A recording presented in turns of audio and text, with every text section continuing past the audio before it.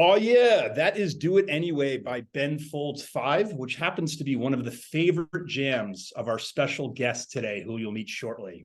So, hey, everybody, welcome to another episode of the Digital Adoption Show, where we're going to dive into key topics shaping the modern workplace and technology's role in fostering positive digital experiences. It's always a good time on this podcast. So let's get started. Coming to you from Boston, Massachusetts, I'm biased, but it is the greatest city in the world. I am your host of the episode, Nick Redder. I've been working in the digital adoption space for 4 years now, and I've been fortunate to have worked with dozens of organizations that have created better digital experiences for their employees and clients. Today, we have a real treat. I'm really excited to host Kerry Rivers from Boston Scientific. Kerry's a senior manager for Boston Scientific's global post-market quality team. Welcome to the show, Kerry, and happy August 1st. Yeah, August 1st. Thanks for having me. I'm really looking forward to our conversation today. Yes, me too, very much. So to start out with, why don't you let our listeners know a little bit about yourself, your role, and what you and your team has been working on at Boston Scientific in 2023? Yeah, definitely.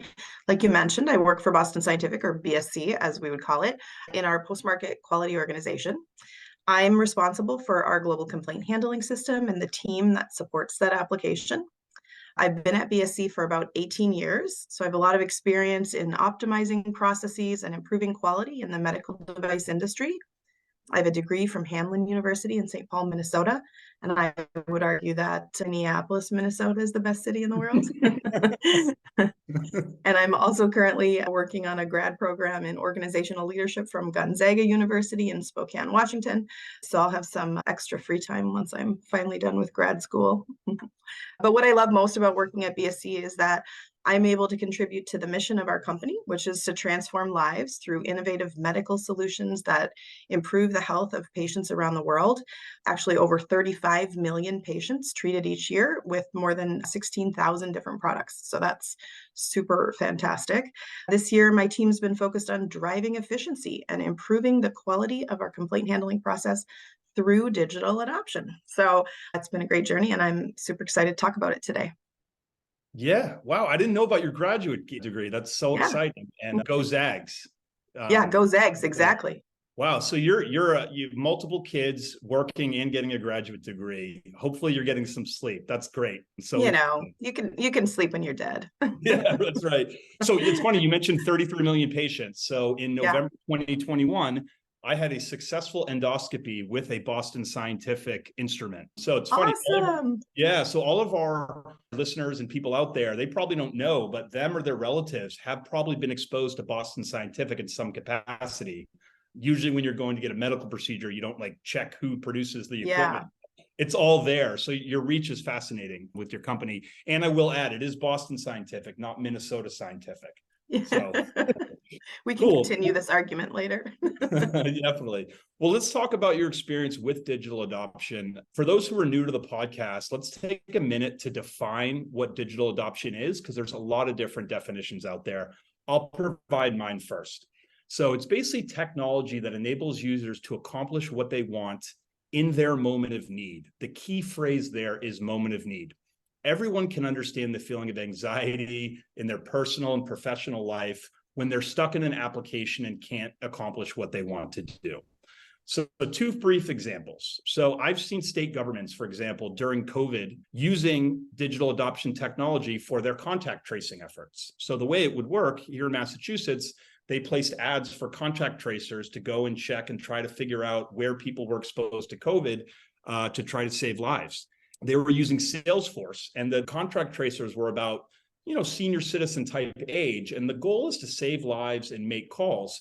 So I saw digital adoption placed on top of Salesforce. So somebody who's in their 60s or 70s doesn't have to spend time learning or onboarding. Everything is automated and ready, and they can just focus on doing their jobs. That's a great example there. Another one is... Yeah, that's an amazing example. Yeah, no, hopefully we never have COVID again, but I'm glad that technology played a role and hopefully preventing some people from getting sick, right? Mm-hmm. Another example is HR technology. So a lot of companies I've seen use old antiquated HR systems, and then they'll end up choosing like a Workday or SuccessFactors. Now, a lot of the times I only go in Workday or SuccessFactors 2 or 3 times a year, but the processes that are in those applications are so critical. so critical, such as benefit elections, choosing or updating beneficiaries, annual reviews. So I've also seen people be able to seamlessly accomplish very important tasks in applications such as HR, where maybe they're not in the app every day, but what they're doing in the app is so critical. So that's my definition. I'd love to hear yours, Carrie. Yeah. So I would define digital adoption as a technology that removes barriers between users and their ability to be productive and efficient. I think it helps to make processes more intuitive, and it allows users to leverage an application to its full potential.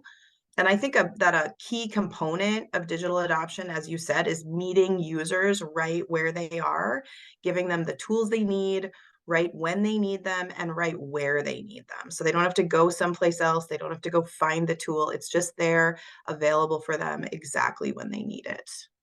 Yeah, very, very good definition. Now let's get into the fun stuff, because we all know most of the thought leadership out there about digital adoption is about how do you establish a center of excellence? And that's when you have digital adoption driving many processes and many applications. But the reality is the majority of our listeners and the majority of people, because this is an emerging technology, have no idea where to start or how to get it done. And a center of excellence is something that takes years to build.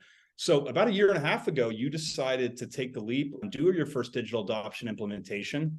I would first like to see, what was it about your current state that prompted you to evaluate digital adoption technology?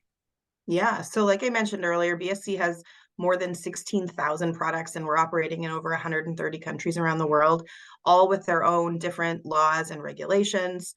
Our processes are really broad in their scope, and sometimes the regulations that we need to comply with can be complex.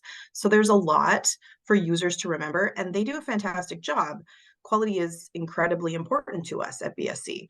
But we wanted a way to provide our users with all the information that they need right from within our system, as opposed to having them have to navigate to a different system to find a work instruction or process guidance that they need. And we also wanted a way to help users avoid rework by flagging issues real time so that they could be caught and corrected as a part of the process rather than after the fact. And that's what really drove us to start looking at digital adoption. So as we looked at the different capabilities of different digital adoption tools, we felt strongly that we could decrease time to productivity. We could decrease the need for support tickets. We could simplify our users' experience. We could improve quality and efficiency, and we could increase user satisfaction with digital adoption. That's great. That's really helpful and good to understand. And now that it's been 18 months, curious to see kind of how it ended up in terms of where you are right now. What outcomes have you been able to drive? And how are you measuring success? And before you answer, that's really important. I think with CIOs and leaders, CTOs, understanding the value of software investment seems to be really, really hard. So I'm thrilled to see how you communicate value to your stakeholders and friends and colleagues at Boston Scientific. Yeah, sure. So we've been live, like you said, for just about a year now. We've already seen several benefits, which is really exciting. This is like the fun part, right? Where we did all the work and now we're starting to see the benefits of it. So we measure success in both quantitative and qualitative ways. And there's really user-friendly analytics tools available in Whatfix that have helped us to measure efficiency gains, such as time saved in performing different processes, or time saved by eliminating rework and support tickets, as I mentioned. As one example, we're able to measure the level of user engagement with the self-help menu that we developed within our system. So we can see when users perform a search to access a work instruction or read an article that we've written about a process, rather than them having to leave the system to get that information. And we can calculate time saved, and it's quite significant. So we also look at quality improvements as a result of help tips or validation tips that we've built and made available to users. And we've seen some great reductions in error rates. This helps to remove the need for additional review and rework at a later time. So in those examples, we have processes established to identify and correct errors. But what we really want to do is prevent the error from occurring in the first place. It's dramatically more efficient. We've also measured success based on the enthusiasm of our user community. So, and this is really fun. So we hear a lot of positive feedback from users about how digital adoption makes their work easier, makes it simpler. One really fun thing that we did was to create a persona for our digital adoption tool. It's a cute little robot and their name is Nimble. They have a personality, and we try to consistently develop some playful and engaging images and messaging with Nimble to really build a connection with our users and drive engagement. And we feel like that's been really successful. We love Nimble. So That sounds amazing. That's awesome. It's great to hear that there are positive robots out there. I rewatched on Netflix Terminator 2 the other night. I don't know if you basically robots ending the world. So maybe I'm a little annoyed. So maybe Nimble can join the human side and save us. But that's such a creative, interesting way to get people engaged. Yeah. So cool. So interesting to learn about. In terms of like quantitative data, how do you all figure that out in terms of benefits of technology, specifically digital adoption? Yeah, so a great one is time savings, right? So quantitative data, we understand how long it takes to perform a specific process. If a user needs to go and use a work instruction to walk them through the steps for how to do it, or let's assume they get stuck at a certain point and they need to perform a part of the process and they just don't remember how to do it, or they don't know what this field means, right? So we can estimate, we can quantify the time in that. And then we can compare that to when we have digital adoption in place and the user right on their screen, if they need their work instruction, they can just do a self-help and quickly look that up. Or let's say we put an eye icon by a field and they can click on it and it opens up a window that says, here's what this field means. Here's how you use this field. Here's the information that should go in this field. It's point in time. It's immediately available to them. They don't need to do any searching. It takes a second or milliseconds, right, to get access to the information. And we can compare that time difference and see a real savings in terms of the time it's taking users to do their process. And also it's lessening frustration for users. So it's frustrating to be in the middle of a process and get stuck, not know what to do next. But if we can give you that information right there, we're eliminating or drastically reducing the frustration in performing that work. That's fantastic. I mean, I've worked with dozens of use cases in the last 4 years, and the fact that you were able to convey value in just 18 months is extremely advanced to where a lot of companies are in conveying the value of their software investments, including digital adoption. So that's really, really cool stuff. So kind of moving on a bit, I want to talk a little bit about your team and how you manage these projects and make it successful. You have a fantastic team. You all seem to work well together and enjoy each other's company. I love it. Everybody loves talking with you. But the thing is, digital adoption, it's very user-friendly. However, I think the word ease of use is overused in the software world. So digital adoption is not a set it or forget it scenario. Would love to hear, how did you staff this project? And then also hear some of the work your staff did to make it successful. Yeah, definitely. First, I'm going to start by saying kudos to my team. I have an amazing team. They're so wonderful. They're so smart. They're so conscientious and really care about our users. So love, love, love my team. Hi, Wylan, Lex, and Sarika. You guys are amazing. So I love that you gave them a shout out on the podcast. I love it. they deserve so much credit. So much credit. So to your point, it's definitely not set it and forget it, right? Absolutely not. A great sustaining process is a key ingredient for success. So what we did was we developed a small team of dedicated individuals to be the administrators of the tool. They are subject matter experts in both our system and our process. And when we began this journey, we spent a couple of months learning how to use the tool with the help of Whatfix and the great trainers there. And the tool is incredibly user-friendly, as you said, it's no code, but there are so many features to take advantage of. And what we wanted was to make sure that we understood all of those features and that we had the ability to leverage the full capability of digital adoption. So what we found is that this pre-work helped us better understand how we could develop content in a streamlined way to best support our user community. We also established a well-defined maintenance process and a methodology for both documenting and tracking our content, and also scaling up to continuously develop and deliver new content. So it's not a one-time thing, right? You start with a package of content that you go live with, but that's not it. It's constantly developing new content, supporting process changes, figuring out where users need more help. So there's really a sustaining component to this. And because we have a dedicated team, we've been able to spend a good amount of time evaluating our users' behaviors in the system and responding to that. So modifying our existing content or developing new content that's targeted to specific user groups or specific user needs. And having that skilled team in place and making that initial investment really helped us to deliver a high degree of value with our implementation. That's fantastic. And it's interesting because in the last number of years, digital adoption is a rising profession. If you go on LinkedIn and look for jobs with the title digital adoption, it's ridiculously higher amount of jobs now than there was 2 years ago. So hopefully your staff, yourself, it's great to have new skills to kind of grow and learn something that's going to be really, really big one day and be an early adopter. So that's really, really cool how you did that.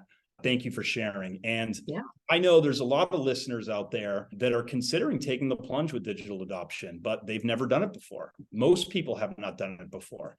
So, I mean, according to, Gartner and Forrester, organizations are going to invest more and more and more over the next 5 years. Mm-hmm. So as an early adopter, what advice would you give to someone who's just about to start their first digital adoption project? Yeah, well, I'll say it's fun being an early adopter, right? There's figuring that stuff out. It's been fun for us. It's neat to look back over the last year and a half, and we have learned so much.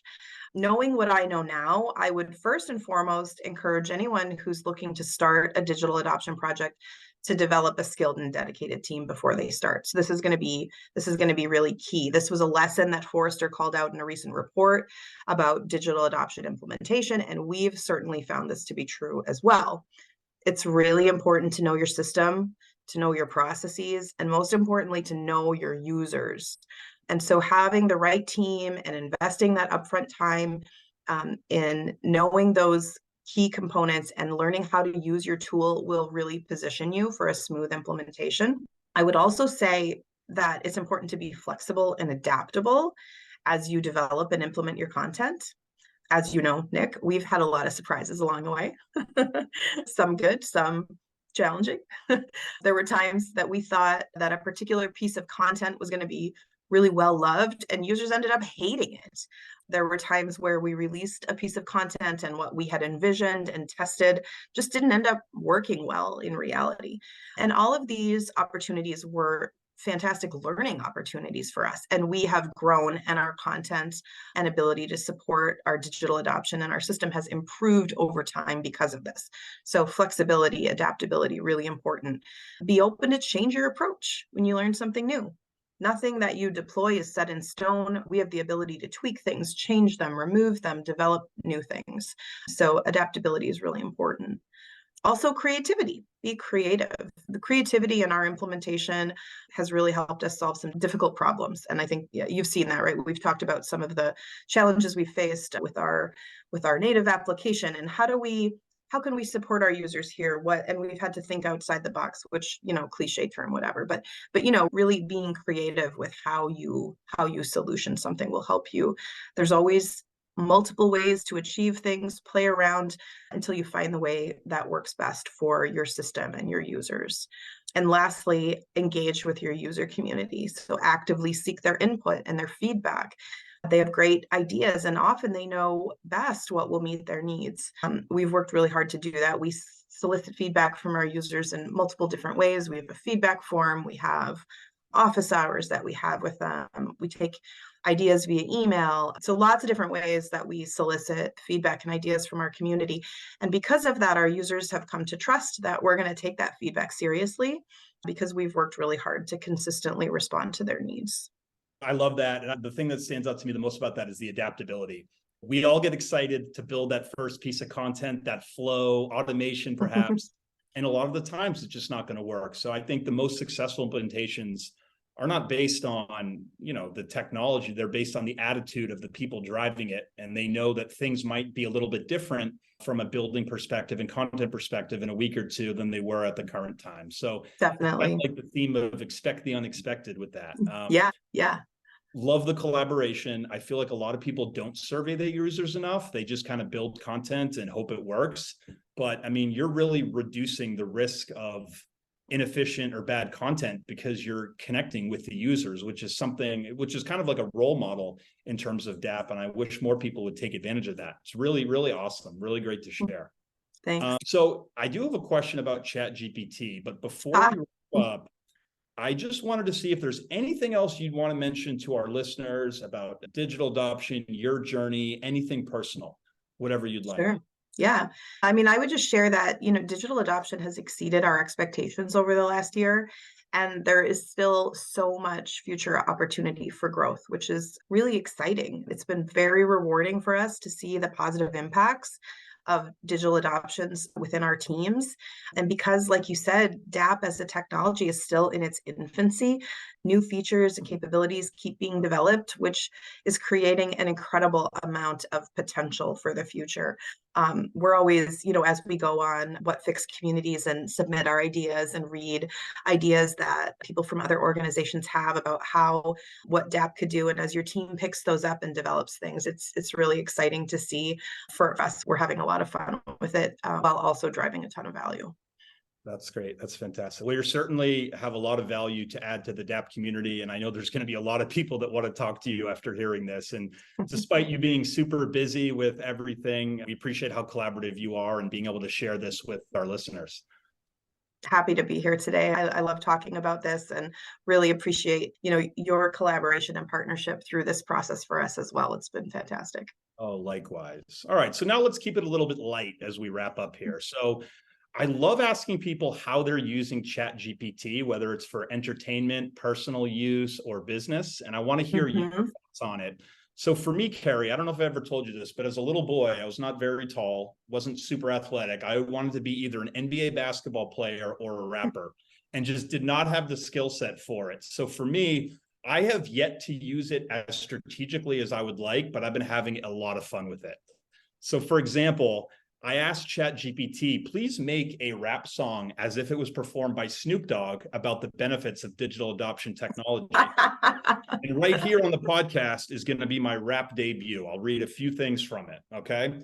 Digital adoption technology, it's a game changer. With Whatfix in the mix, it's like a moneymaker. From the employees to the bosses, it's a smoother ride, guiding users through software like a righteous guide. Boom. That's awesome. I love that. Yeah. Thank you for bearing with me through that. I just fulfilled a boyhood fantasy by actually being able to rap. So tell me, career switch in the future, maybe. Yeah, my gosh.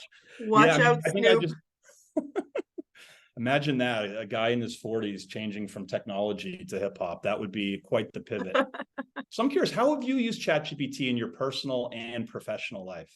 Yeah, it's hilarious. I have all these Instagram reels about all the different things that ChatGPT can do, and I have all these reels saved to come back to later. I think it's so interesting and so cool. One thing I did recently with ChatGPT is used it to help me plan a vacation. So that was really fun. Just being like, plan a 7-day trip for me in this city. These are the things that we like to do. It needs to be between. Question, sorry to interrupt. Did you do that through the TripAdvisor integration or just in ChatGPT directly? Just in ChatGPT. Wow.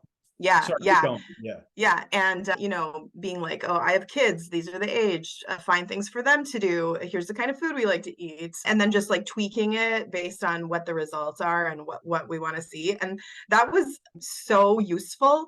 It actually saved me a ton of time in doing like all this research that I would normally do for a vacation, and also really fun to do. So that was a really cool thing. But just like you, I want to really be able to spend more time and see like how can we leverage this to do like meaningful things at work or in other areas of your life. Like how can this help us in the future? It's pretty cool. Yeah, no, I mean, to me, it feels like almost like when the internet exploded or iPhones exploded and we all have no idea what we're doing. That's so cool you did that. And I actually read, I don't know if it's TripAdvisor or one of the other companies, but they're going to have an integration where you can go to Nice. TripAdvisor and have it be maybe even easier than what you mentioned. Yeah. I know it's fun. I mean, it's amazing how it comes up with that stuff. I'd say the only thing that it's missing is its knowledge stops in like 2021. So Yeah. there's going to be an update at some point. So that's great. So I think that brings us to the end. Carrie, this was fantastic. Loved hearing from you. Really appreciate it. And hope you have an awesome rest of your day. And thanks for all you do for the digital adoption community. Yeah, thanks for having me. This was a great conversation and it was fun. So appreciate it. Cheers.